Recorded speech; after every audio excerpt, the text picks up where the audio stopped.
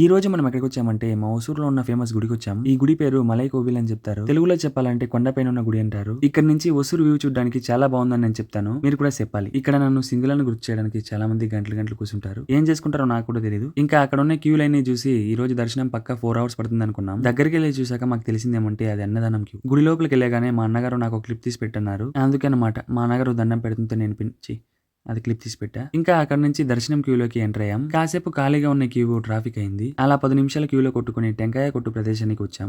తమిళనాడులో తెలుగు ఎలా అని మీరు అడిగితే మా ఊసూరులో 80% పీపుల్ తెలుగే కాబట్టి. దీని వెనకాల ఉన్న స్టోరీ మీకు కావాలంటే స్టోరీ అని కమెంట్ చేయండి. అందరూ చెప్పినట్టు DM చేయను, ఒక వీడియో చేసి పెడతా.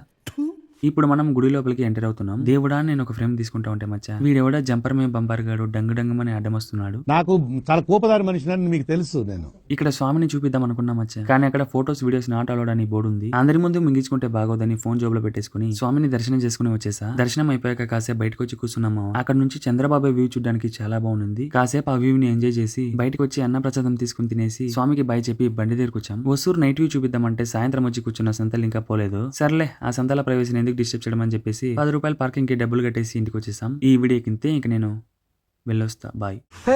బిలా యు చేంజ్ బిలా, నువ్వు మారిపోయావు బిలా.